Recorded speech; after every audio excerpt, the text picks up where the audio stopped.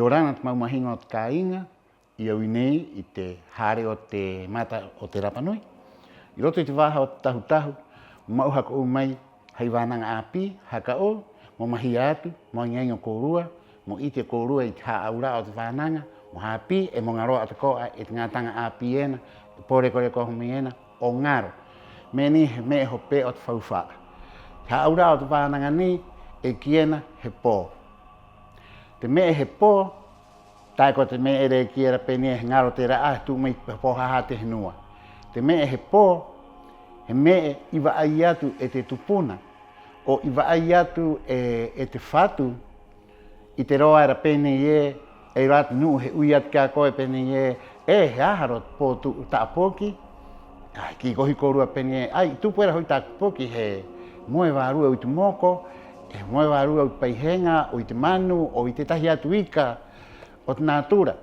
Te haura pai o te me he pōpoki, moera koe pene i te wārua o tāpoki a au, tōna pō he oru, tōna haatere, he tūpahe de pera manu, no solamente entero o pe, sino que e rate huru pai o te me, kora manu,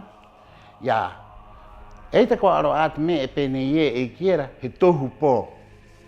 Me he tohu pō, hora era kōrua, vive apa e uira me, i tōku matu atane, e i te rua ue tahi ko mamaruita era mamae no te riroroko tuki, i tohu mia i pō ki a au pene haka kio au o ona, e tohu mai te pō, e tōku matu atane pai, ante ki te hauru te mata, i tuhiro mai tōku te pō.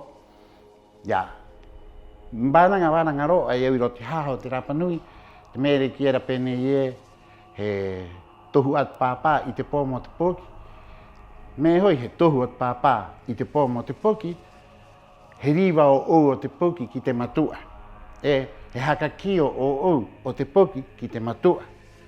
He koa te matua mo he tohu i tu pō, e rā pō era ka kiera pa korawa ngaroa ai i roti chaho te paari, mai tōku hora ngā poki a e kia pene manu uku koe poki ka rārere koe poki Eko atirawa a koe, e hoki rotu uwa e ataara roa rā kei. E rere ro koe roti te pari, pahe hikana ahe mahore, eko atirawa a koe.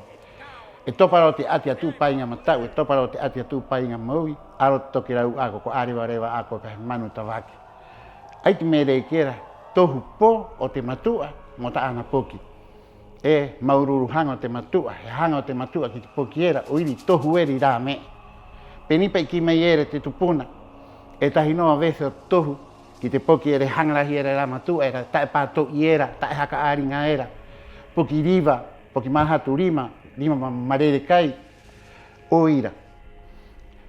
O ira te mahingo e kia tuenu korua pene hapao tātou whauwha, no solamente he roa ero te ori o te tarai o te himene.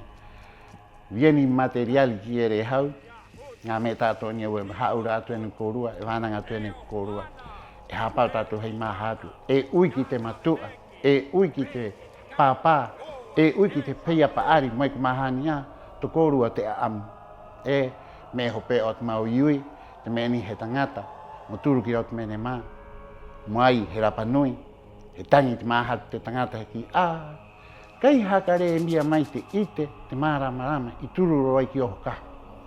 E o ira, moai, e ratu korua matua, paari, mama, papa, paparu au, mamaru au, e haro te arero, ka ui, ka anga kōrua, mataki atu o te roro era, mo hake ite atu kōrua, i te me tātou a pauro no, i te me tātou whauwha te me era, e whauwha, hake ite ka kōrua, hake ite ki kōrua ngā poki, e ki te hina rere.